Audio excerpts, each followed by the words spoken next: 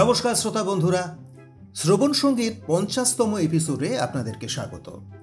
আপনাদের অনেক অনেক ভালোবাসা ও সহযোগিতাকে পাথেয় করে আজ এই চ্যানেলের গল্প পাঠ হাফ সেঞ্চুরিতে পদার্পণ করল। আর এই জন্য আজকের এপিসোডটাও চেষ্টা করেছি একটু স্পেশাল রাখার। আজ আপনারা শুনবেন সাম্প্রতিককালের খ্যাতনামা সাহিত্যিক শ্রীযুক্ত অরুণ করের লেখা একটি মজার গল্প, ভুলভুলাইয়া। ইতিমধ্যেই গত এপ্রিল মাসে আপনারা শুনেছেন শ্রীযুক্ত করের লেখা আরও একটি মজাদার গল্প, অধরা জীবন। আর বলাই বাহুল্য যে গল্পটা আপনাদের খুব ভালো লেগেছিল, যেটা আপনাদের ওই কমেন্ট দেখেই বুঝতে পেরেছি। যারা এখনও সেই গল্পটি শোনেননি, নিচের ডেসক্রিপশন সেকশনে গল্পটির লিঙ্ক আরও একবার রইল সেই সব শ্রোতাদের জন্য। আমাদের আজকের গল্পটি আমরা নিয়েছি সৃষ্টি সুখ প্রকাশন থেকে প্রকাশিত ওনারই লেখা ভূতের গল্প, অদ্ভুতের গল্প বইটি থেকে। বইটিতে ভুলভুলাইয়া ছাড়াও শ্রীযুক্ত অরুণ কর লিখেছেন আরও বেশ কিছু মজাদার গল্প, যেগুলো আপনাদের ভালো লাগবেই। তাই শ্রোতা বন্ধুদের আমি অনুরোধ করব বইটি অবশ্যই সংগ্রহ করতে। তাহলে আর দেরি কেন, শুরু করা যাক আমাদের আজকের গল্প ভুলভুলাইয়া। লিখেছেন অরুণ কর।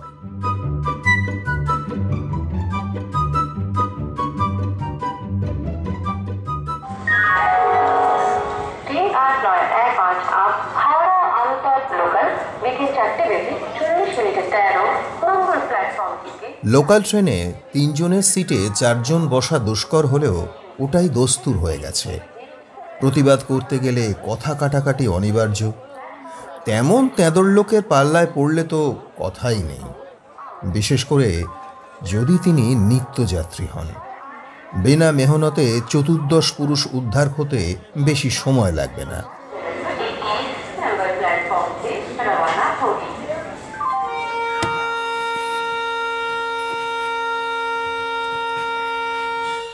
জসমিন শকটে যদাচার।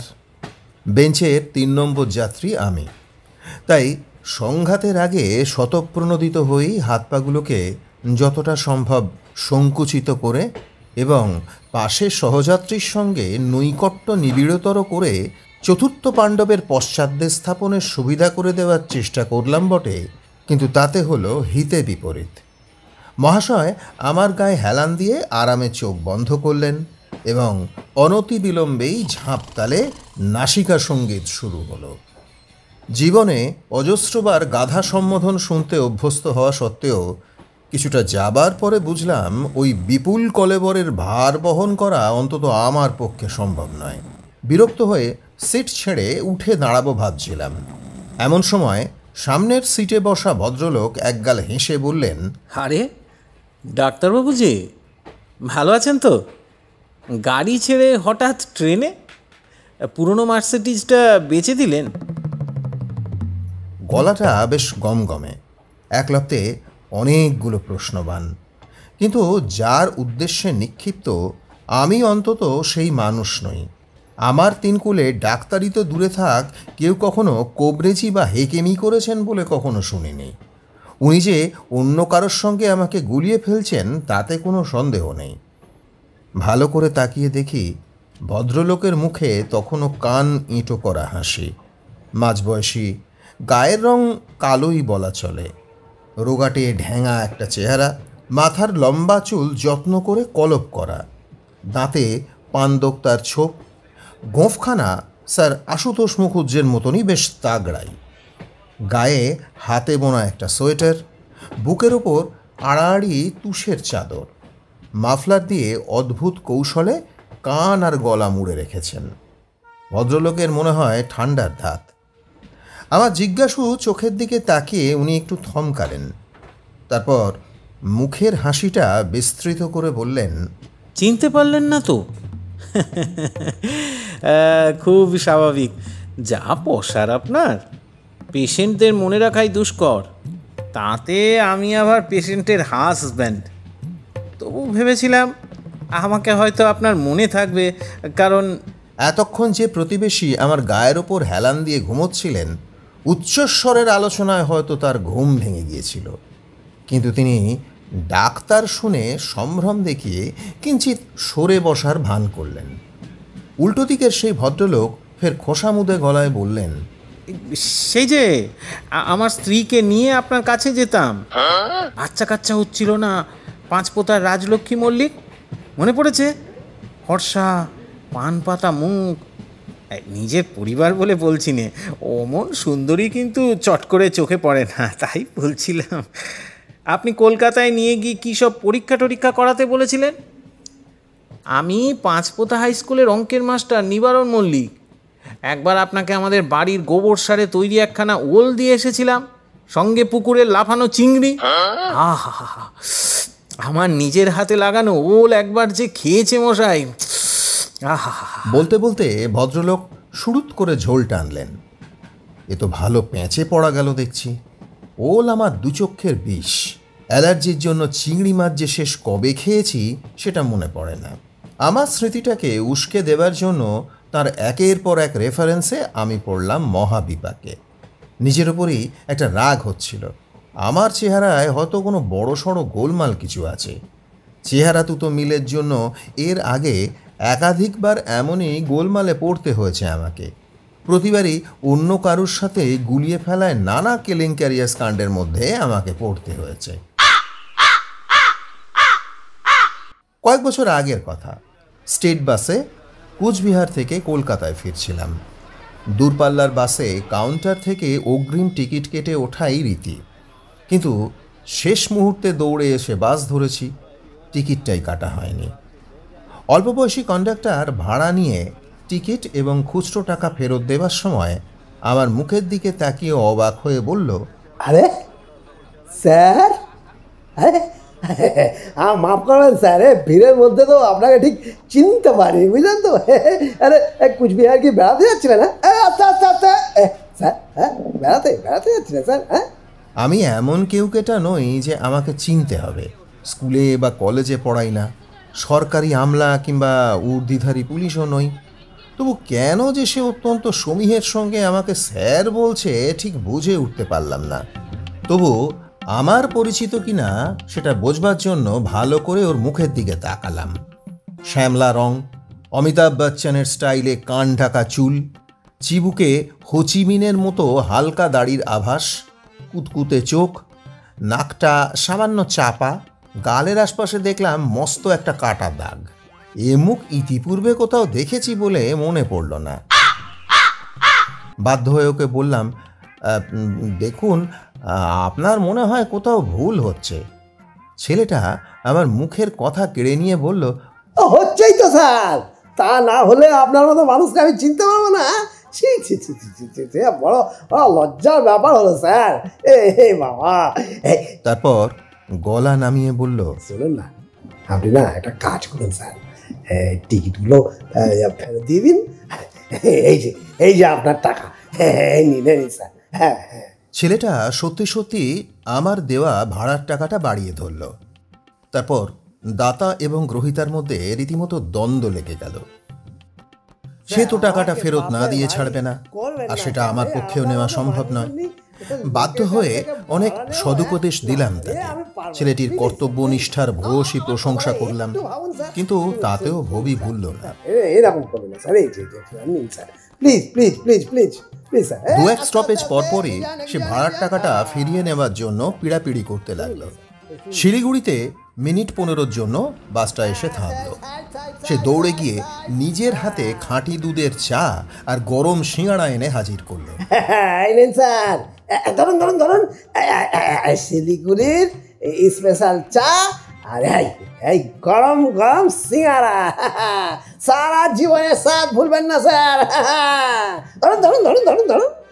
এরপর আরও বার দুয়েক চা এনে খাওয়ানোর জন্য তার অনুনয় বিনয় রীতিমতো বিরক্তির পর্যায়ে গিয়ে পৌঁছল। বেগতিক দেখে ধুলিয়ানে রাতের খাবার জন্য বাস থামলে ঘুমের ভান করে মটকা মেরে পড়ে রইলাম। ওর ডাকাটাকিতেও সাড়া দিলাম না। স্যার স্যার, এই ধুলিয়ানে এসে গেছে, রাতের খাবার খাবেন, চলুন চলুন চলুন। ও স্যার, স্যার, ও স্যার, স্যার গো স্যার, স্যার বোধহয় খুব টায়ার্ড, ঘুমিয়ে পড়েছেন। যাই, আমি খেয়ে আসি। সকালে কৃষ্ণনগর পৌঁছে আরেক প্রস্থ চা এবং জলখাবার, সঙ্গে 1 প্যাকেট সরপুরিয়া। কাকে যেন আগেভাগে ফোন করে রেখেছিল সে। শহরের ভেতরের কোনো এক বিখ্যাত দোকান থেকে তার কোনো স্যাঙাত সেটা কিনে এনেছে। বাস থেকে নামবার সময় সে আমার কানে কানে বলল, শুনুন না স্যার, এই খুব বেয়াদপি করে ফেলেছি স্যার। আপনাকে যে প্রথমে আমি চিনতে পারিনি, এই কথাটা না দাদাকে বলে দেবেন না স্যার। জানেন তো স্যার, ওর দোয়াতেই তো আমার এই চাকরিটা। উনি কিন্তু আপনাকে খুব শ্রদ্ধা করেন স্যার। হ্যাঁ হ্যাঁ, বলবেন না স্যার। হ্যাঁ প্লিজ প্লিজ, হ্যাঁ হ্যাঁ হ্যাঁ, বলবেন না স্যার। হ্যাঁ ঠিক আছে ঠিক আছে ঠিক আছে, চল চল চল।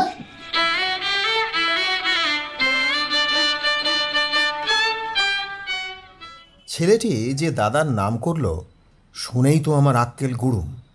তিনি রাজ্যের একজন দাপুটে নেতাই শুধু নন, একসময় মন্ত্রীও ছিলেন। শীতের মধ্যেও দরদর করে ঘামতে ঘামতে বাস থেকে নেমেছিলাম।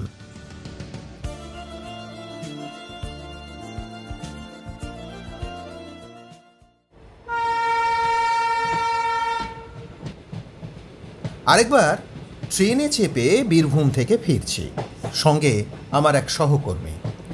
হঠাৎ একজন মাঝবয়সী ভদ্রমহিলা আমাকে দেখে চেঁচিয়ে উঠলেন, আরে পেলা না, কেমন আছিস? বুঝলাম আবার আমি গাড্ডায় পড়তে যাচ্ছি। আমি বললাম, দেখুন, আপনার মনে হয় কোথাও ভুল হচ্ছে। আমার নাম পেলা নয়। তাছাড়া আপনাকেও তো ঠিক আমি চিনতে পারছিস নে, তাই তো? চিনবি কি করে? চিনলেই যে বিপদ।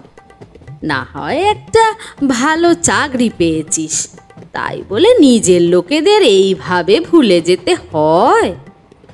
দুহাতে পয়সা কামাচ্ছিস, বালিগঞ্জে ফ্ল্যাট কিনছিস, গত মাসে ছেলের অন্নপ্রাশনে দুনিয়ার আত্মীয় স্বজনকে নেমন্তন্ন করে খাওয়ালি, শুধু আমরা বাদ।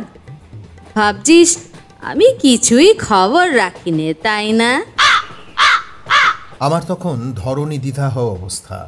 মরিয়া হয়ে বললাম, দেখুন, আপনি মনে হয় অন্য কারোর সঙ্গে আমাকে, মানে আমার নাম।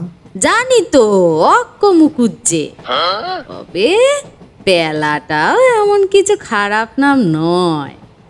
ছোটবেলায় তুই খুব পেট রোগা ছিলি কি না, তাই তোর মেশো তোকে পেলা বলে ডাকতো।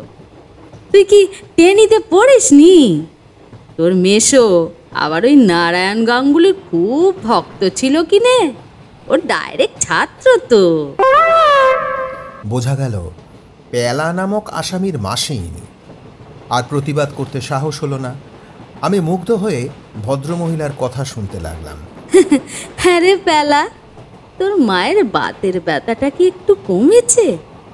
সেদিন টিভিতে একটা সিরিয়ালে দেখছিলুম, বালি থেরাপি বলে কি নাকি একটা বাত চলে যায়। বালি মানে স্যান্ড, বুঝলি? ওই সমুদ্রের ধারে রোদ্দুরে বালির মধ্যে গর্ত খুঁড়ে মাথা বাদ দিয়ে পুরো শরীরটা বালি চাপা দিয়ে ঘন্টা খানেক রাখতে পারলি কেল্লা ফতে। বাত নাকি পালাতে পথ পায় না।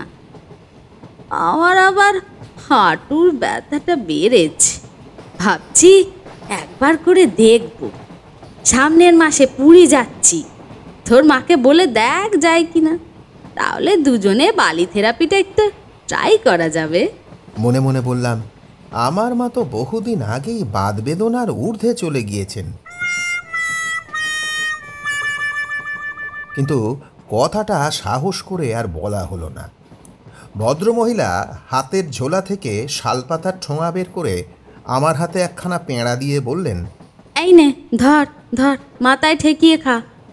তারাপীঠে গিয়েছিলাম মায়ের পুজো দিতে।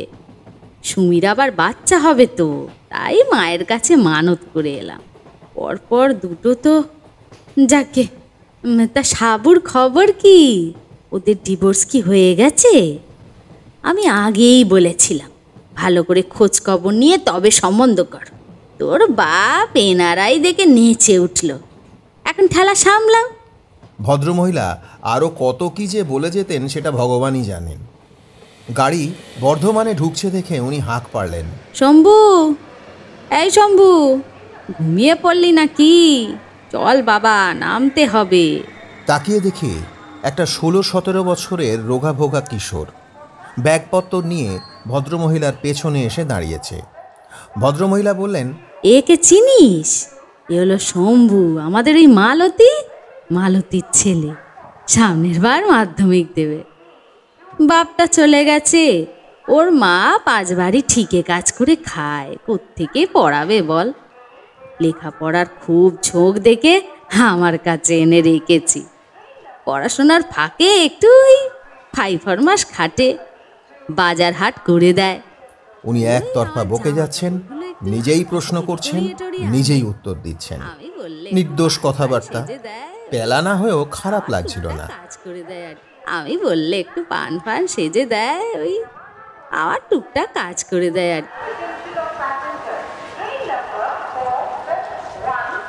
তবে উনি মোক্ষম বোমাটি ফাটালেন ঠিক নেমে যাবার আগের মুহূর্তে। খুব অমায়িক কণ্ঠে বললেন, শোন না পেলা, ধারের টাকাটা যে তুই ফেরত দিবি নে তা জানতাম। আপন জ্যাঠতুতো বোনের ছেলে, তুই তো আমার পর্নস। পথে ঘাটে দেখা হলে অমন না চেনার ভান করিস নে পেলা, বড্ড হাতে লাগে।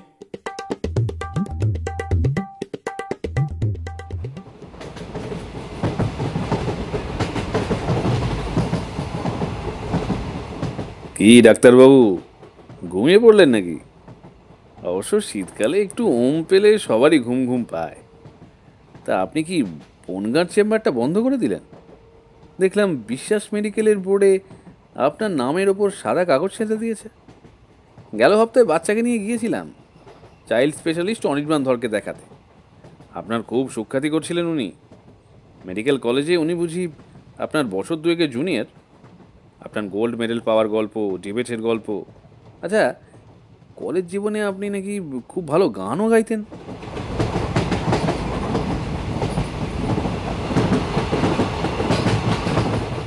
চারিদিক একবার চোখ বুলিয়ে নিলাম। সকলেই আমাদের কথা শুনছে। একে গোল্ড মেডেল পাওয়া ডাক্তার, তার ওপর আবার ডিবেট এবং গান। সকলের চোখে বেশ একটা শ্রদ্ধার ভাব চোখে পড়ল। আমার তোয়াজটা বেশ লাগছিল। খুব গম্ভীর গলায় বললাম, গান খেপেছেন? এখন যাকে বলে নাওয়া খাওয়ারই সময় হয় না। তা তো বটেই, তা তো বটেই। ডাক্তারবাবুদের এই এক সমস্যা, অনেকটা দর্জির মতো, নাওয়া খাওয়াই জোটে না, তার ওপর আবার গান। ভদ্রলোক সোৎসাহে সায় দিলেন, কিন্তু ততক্ষণে আমার ওপর ওই গোল্ড মেডেলিস্ট ডাক্তার ভর করেছে, তাই দর্জির সঙ্গে ঠিক তুলনাটা মানতে পারলাম না। ঈষৎ ক্ষুণ্ণ গলায় বললাম, আপনার কথাটা তো ঠিক ধরতে পারলাম না। মানে ওই দর্জির সঙ্গে ডাক্তারদের তুলনা? অবশ্য উভয় পেশার মানুষকেই তো কাটাকাটি কিংবা সেলাই ফোঁড়াই করতে হয়, কিন্তু ওই নাওয়া খাওয়ার ব্যাপারটা। এই সহজ কথাটা বুঝতে পারলেন না? আরে বাবা, দর্জির যখন কাজ থাকে না তখন পয়সার অভাবে খাওয়া জোটে না, আর যখন কাজ থাকে তখন সময়ের অভাবে ডাক্তারবাবুদের অবস্থা ওরকম হয় কিনা বলুন। লোকটি নিজের রসিকতায় নিজেই একচোট হেসে নিলেন। তারপর প্রসঙ্গ পাল্টে বললেন, জানেন ডাক্তারবাবু, আমার ছেলেটা চোখে যেন একটু কম দেখছে। ওইটুকু বাচ্চা, তার আবার চোখের ব্যায়াম। আচ্ছা ডাক্তারবাবু, কেন এমন হয় বলতে পারেন?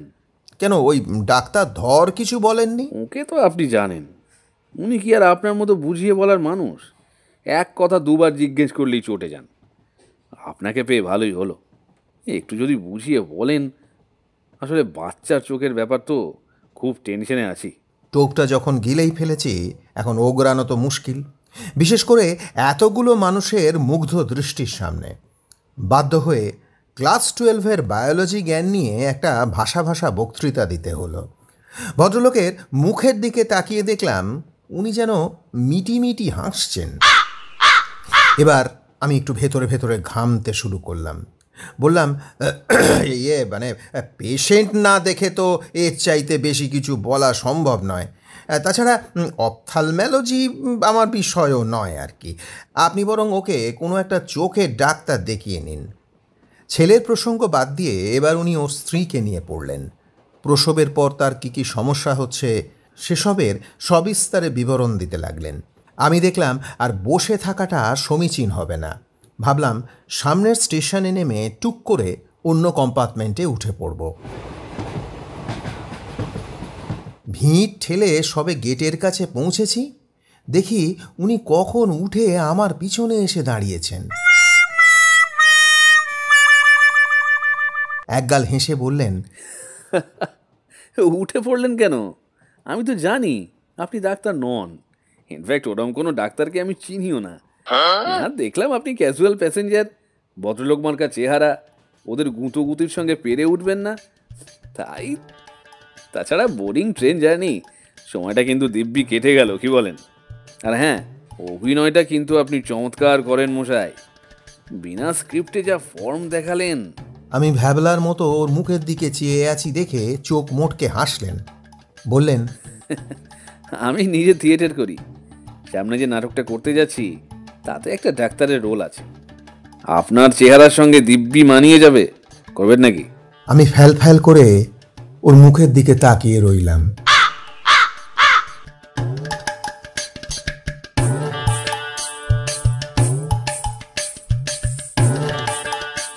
এতক্ষণ শুনছিলেন অরুণ করের লেখা ভুলভুলাইয়া। আপনাদের কেমন লাগলো এই ভ্রান্তিবিলাসের গল্প? ঝটপট লিখে ফেলুন আমাদের আজকের এপিসোডের কমেন্ট বক্সে আর শেয়ার করে নিন অন্যদের সাথে। আপনাদের কমেন্ট আমাদের আগামী কাজগুলোতে খুব খুব উৎসাহ দেবে। যারা এখনও চ্যানেলটিকে সাবস্ক্রাইব করেননি তাদের কাছে হাত জোড় করে অনুরোধ রইল চ্যানেলটিকে সাবস্ক্রাইব করে নিন এবং ওই পাশে থাকা বেল নোটিফিকেশনের আইকনটি ক্লিক করে অন করে রাখবেন, যাতে আমাদের চ্যানেলের আগামী দিনের সমস্ত কাজ সবার আগে আপনার কাছে পৌঁছয়। আজকের গল্প পাঠে ছিলাম আমি প্রবীর এবং আমার সাথে ছিল ইন্দ্রনীল দত্ত, শিপ্রা ঘোষ, কৌশিক ব্যানার্জি ও অতনু ভট্টাচার্য। সাহিত্যিক শ্রীযুক্ত অরুণ করকে শ্রবণ সঙ্গী চ্যানেলের পক্ষ থেকে জানাই অসংখ্য ধন্যবাদ আমাদের পাশে থাকার জন্য। তাহলে আজকের মতো বিদায়, ফিরছি আরও একটি নূতন গল্পের সাথে। সবাই ভালো থাকবেন, রসে বসে থাকবেন। নমস্কার।